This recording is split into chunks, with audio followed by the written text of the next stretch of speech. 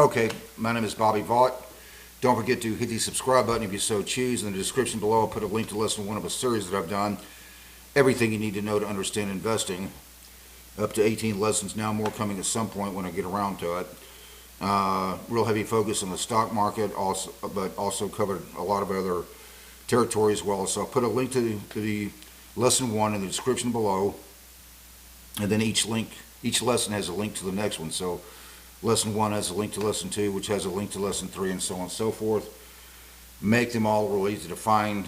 This presentation is not about that. However, the other part of this channel, I do a lot of political, social, economics commentary, that kind of thing, which in fact is now. So I try to keep this kind of short because sometimes I can get a little talkative.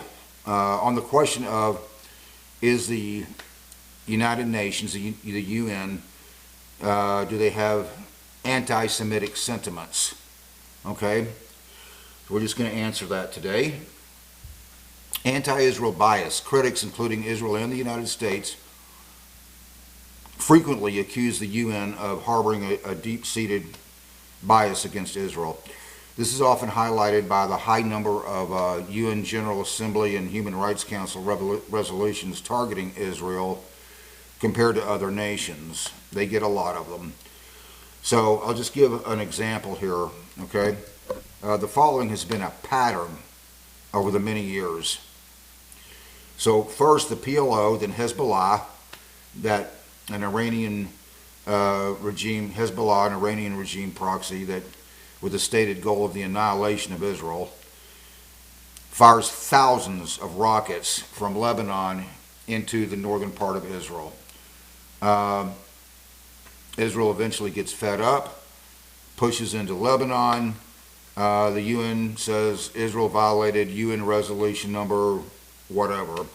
I don't memorize I don't sit around memorizing the numbers of these resolutions exactly, but so that after literally thousands of rockets fired onto Israel populations with intent, hitting Israeli civilian populations. Okay, here's just one example of that.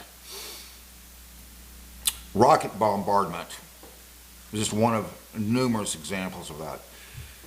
So rocket bombardment. Following the start of the Gaza war in October of 2023, we know what happened on October 7th, 2023. Hezbollah began firing rockets and missiles from the southern part of Lebanon into the northern part of Israel, leading to the displacement of tens of thousands of Israelis. Israel pushing into Lebanon. In response, Israel launched airstrikes on October 1st of 2024, began a ground incursion into southern Lebanon to target Hezbollah infrastructure, aiming to create a security buffer and allow residents to return to northern Israel. You'd seem to think that would be understandable.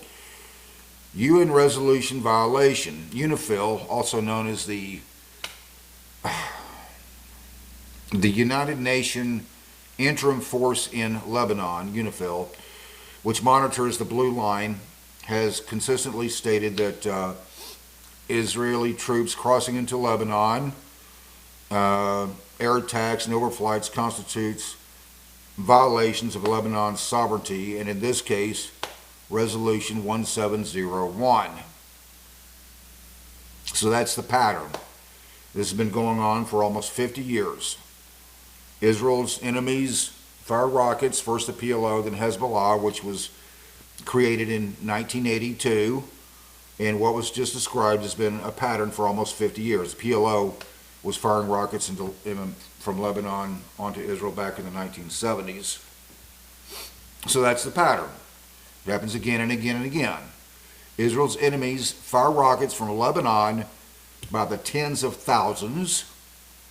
Israel gets fed up, pushes into Lebanon. UN says Israel violated a resolution. It's pathetic.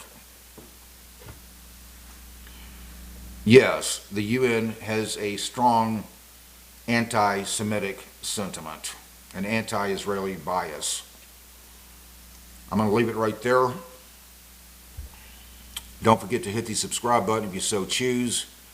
There's also that series that I did, Everything You Need to Know to Understand Investing. I'll put a link to lesson 1 in the description below. Until next time, hope life is treating you well. You have a great day.